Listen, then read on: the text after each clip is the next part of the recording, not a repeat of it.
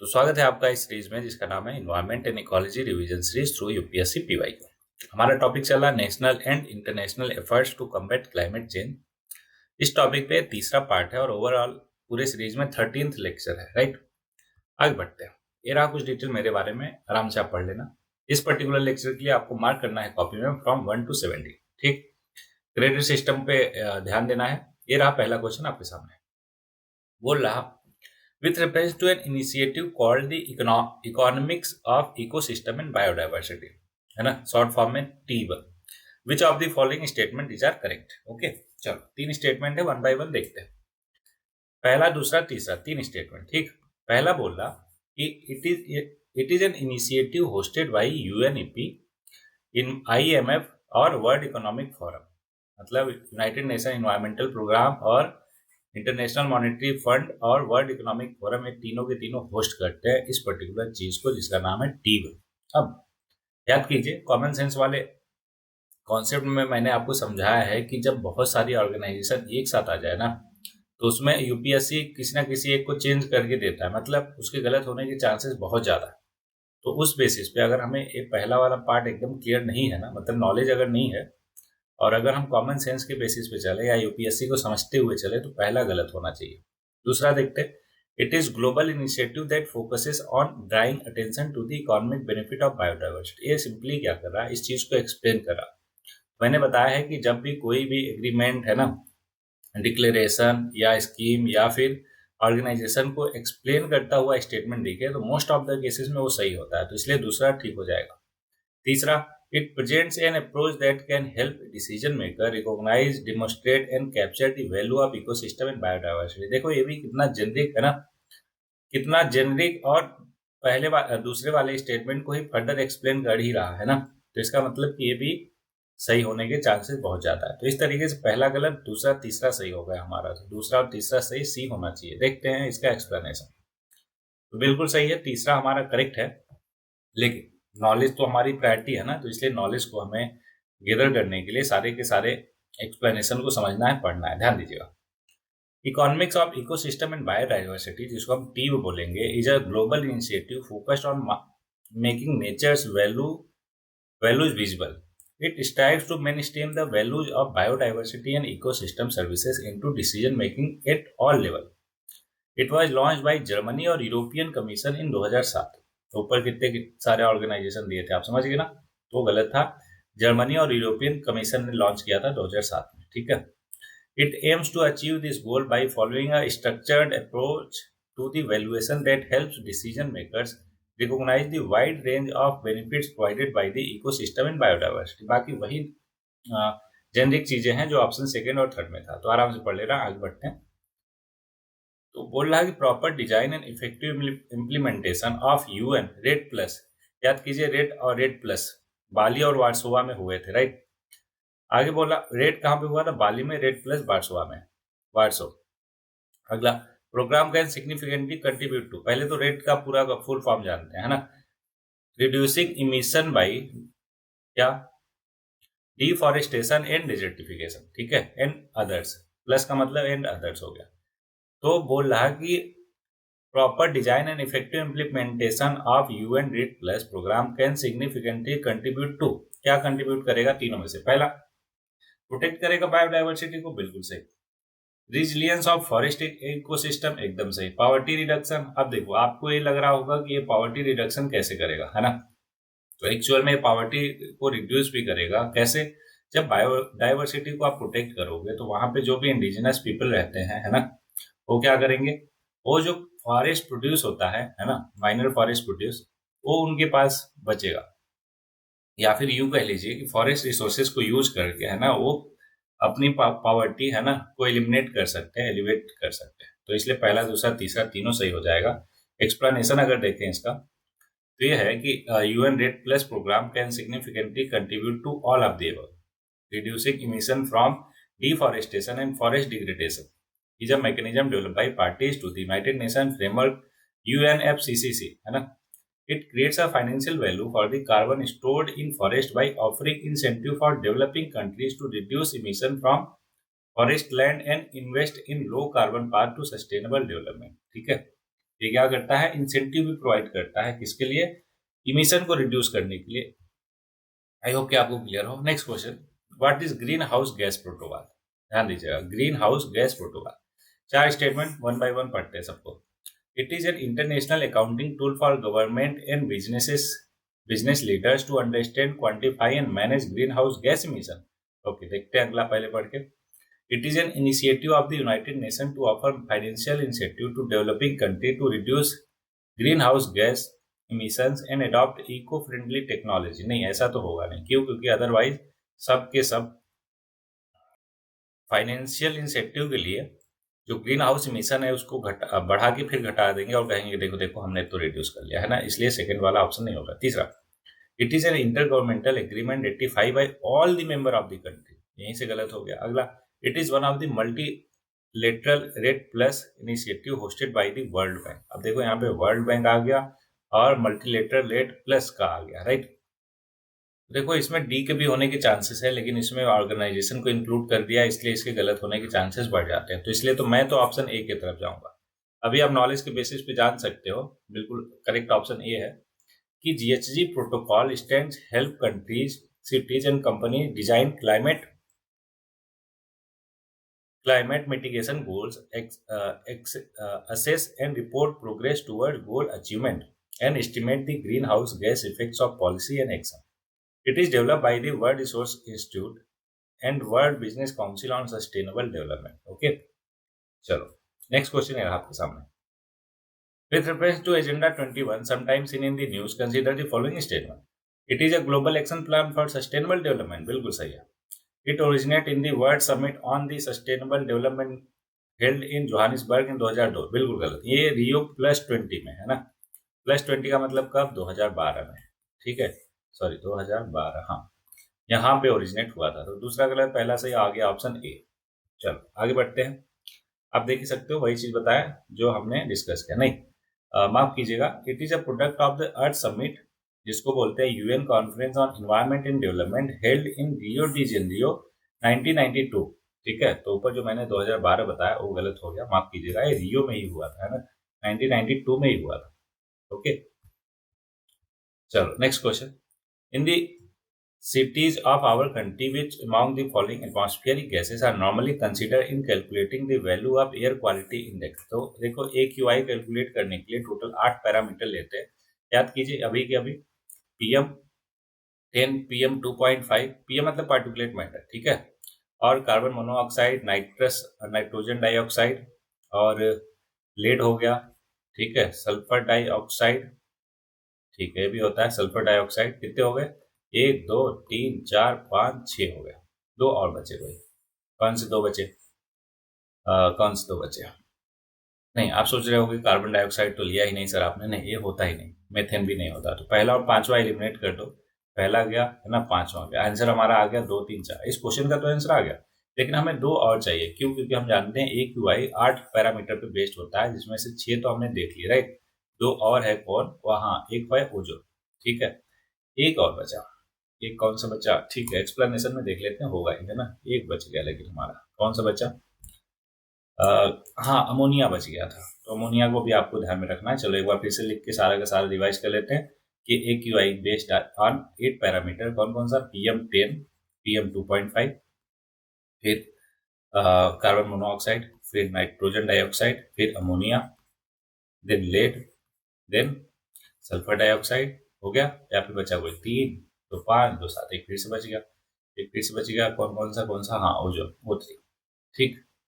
तो ये देखो वो कितने में है, 1 2 3 4, 4 में O है और 2 अमोनिया और लेड, ऐसे याद कर लीजिए। और फिर PM 2.5, 2.10 तो सॉरी 2.5 और 10 तो याद रहता है लोगों को। Next question, Which of the following best describe the aim of Green India Mission? Green India Mission of the Government of India। फिर से 3 स्टेटमेंट देखना है कौन सा सही कौन सा गलत। पहला, incorporating environmental benefit and cost into the union and state budget, thereby implementing the green accounting। ना ना, बोला कि environmental benefit and cost into the union और state budget, ये हो ही जाए तो क्या ही बात है ना। फिलहाल के लिए ऐसा कुछ भी प्रोविजन नहीं है, तो इसलिए पहला गलत। Launching the second green revolution, second revolution कहाँ से, सेकेंड ग्रीन रिवोल्यूशन कहाँ से, हरित क्रांति कहाँ से लॉन्च कर दोगे अभी के अभी, है ना।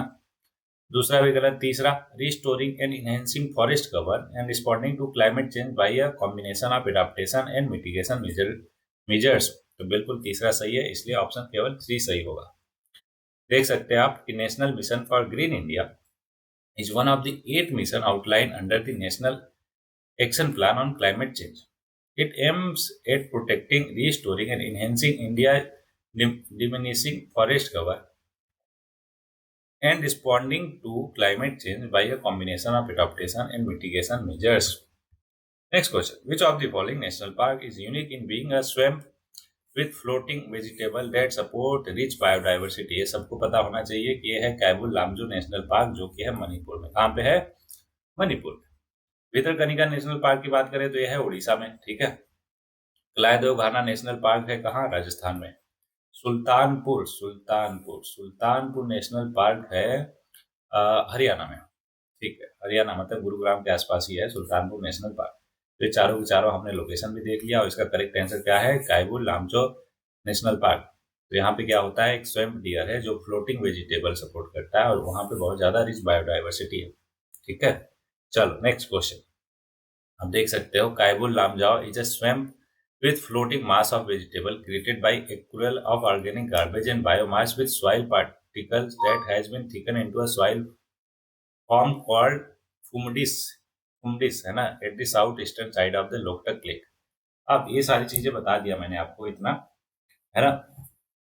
आपको कुछ नहीं समझ आया होगा, मेरे को मालूम है, तो इसलिए हम क्या करेंगे, देखेंगे इमेज क्यों, क्योंकि इमेज जो है ज्यादा टाइम तक टिकती है हमारे दिमाग में। Keibul Lamjao national park floating deer, हाँ चलो ये आप देख लो, ये है, ये मतलब पैचेस बने रहते हैं बीच बीच में, तो इसी पे जो डियर है ना, इसी पे फ्लोट करती है, यहाँ से उछल के उस पे गई, उस पे उछल के उधर गई, है ना। तो ये है हमारा क्या, कैबुल लामचो नेशनल पार्क, ठीक। आई होप कि आपको अच्छे से क्लियर होगा। चलो आगे बढ़ जाते हैं, ये आप आराम से पढ़ लेना, ठीक। पढ़ ही लिया हमने, क्या ही बचा। Which one of the following national park has a climate that varies from tropical to subtropical, temperate and arctic? Tropical से कहां तक? सब ट्रॉपिकल, टेम्परेट एंड आर्किड, सब में लाई करता है। चारों में से कौन सा वो ऐसा है, ठीक है। अब ध्यान से समझो, पहले तो इन सबका लोकेशन देखते। याद कीजिए, ऐसा एक क्वेश्चन हमने ऑलरेडी किया है, लेकिन उसमें हमसे क्या पूछा था? उसमें हमसे पूछा था टेम्परेट अल्पाइन, है ना, इसलिए हमारा वो आंसर हुआ था, कौन सा था? आई थिंक नंदा देवी का था क्या? नहीं नहीं नहीं, वो था फ्लावर वाला, हाँ, नेशनल फ्लावर करके कोई तो था जो उत्तराखंड में है, राइट। चलो यहाँ पे देख लेते हैं, कंचनजंगा नेशनल पार्क कहाँ पे है? सिक्किम में, ठीक है।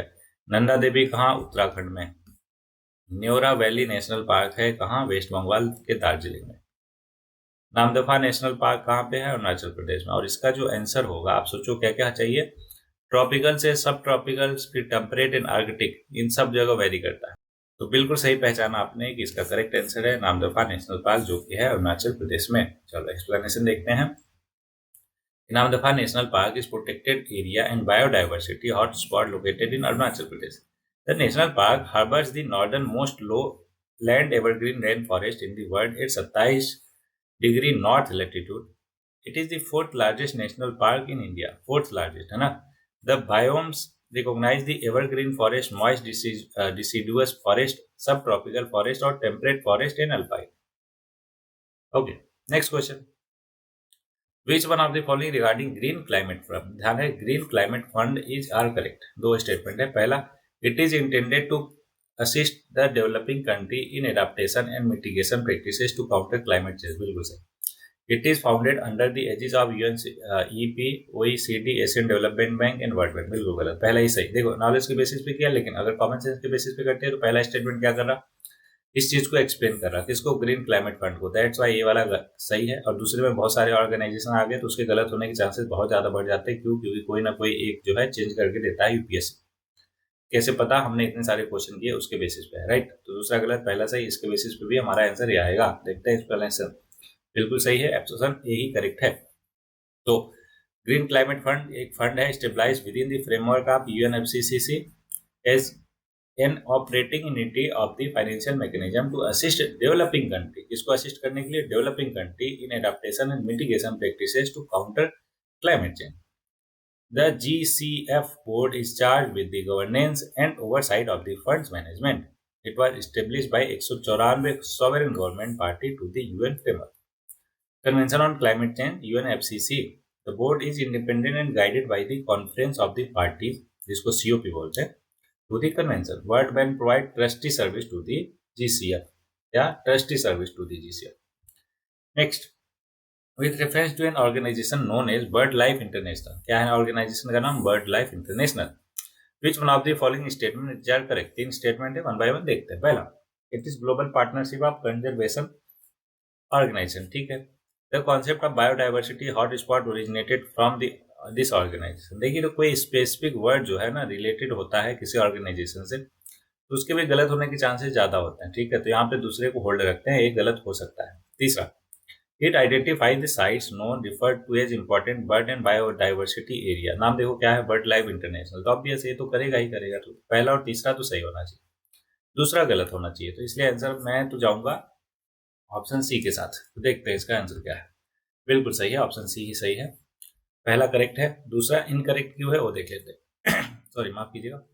दूसरा है, इन 1988 ब्रिटिश इकोलॉजिस्ट, क्या नाम है, Norman miles published a seminal paper identify 10 tropical forest. उनको हॉटस्पॉट बोला. These regions were characterized by both the exceptional level of plant endemism और serious level of habitat loss. तो जहाँ पे endemism आपको मालूम है, endemism और serious level of habitat loss जहाँ पे होता है उसको वाइल्ड लाइफ हॉटस्पॉट घोषित करते हैं. हमारे यहाँ इंडिया में टोटल 4 है, पूरे वर्ल्ड में टोटल 36 हॉटस्पॉट है. राइट, ये सारा कुछ हमने पहले ही पढ़ लिया है.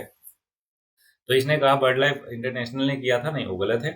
किसी ब्रिटिश इकोलॉजिस्ट ने किया था जिनका नाम है नॉर्मन. आई होप कि आपको क्लियर हो गया होगा क्यों गलत हुआ.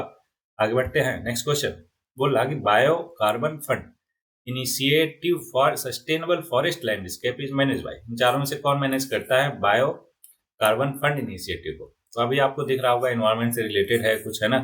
तो ऐसा यूएनईपी होना चाहिए. इसका आंसर नहीं, गलत है. इसका आंसर है वर्ल्ड बैंक. ठीक है. तो कभी कभार ऐसे भी रैंडम क्वेश्चन आ जाते हैं जहां पे आपका कॉमन सेंस धरा का धरा रह जाता है. तो ऐसे टाइप के क्वेश्चन को ध्यान में रखना है, याद में रखना है, और क्या ही कर सकते हैं. राइट. तो ये देखो, biocarbon fund was set up as a public private sector initiative managed by the world bank. The fund supports projects that generate multiple revenue stream combining financial return from the sale of the emission reduction, जिसको carbon credit बोलते हैं, है ना, with increased local income and other indirect benefit from sustainable land management practices. Next question.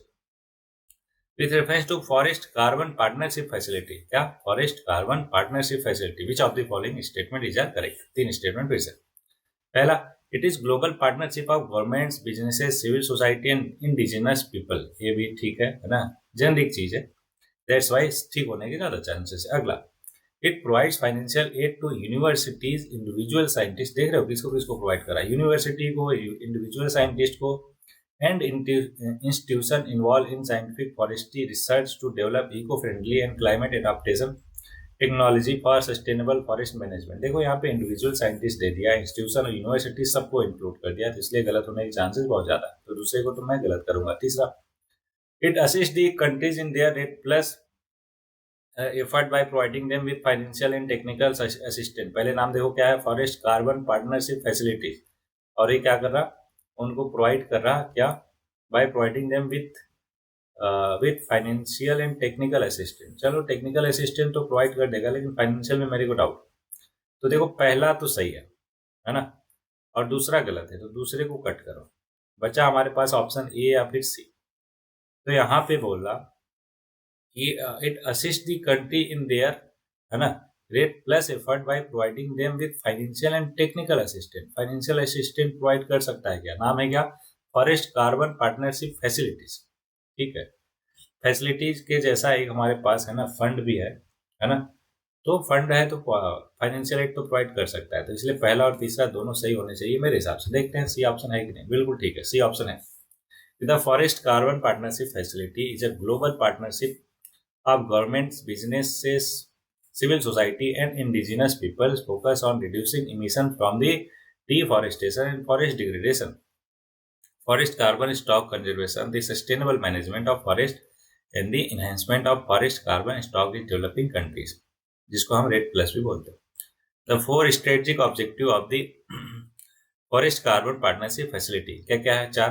पहला है to assist country in their REDD plus effort by providing them with financial भी provide करता है, मैंने आपको बताया क्यों, and technical assistant in building their capacity to benefit from possible future system of positive incentive for red plus.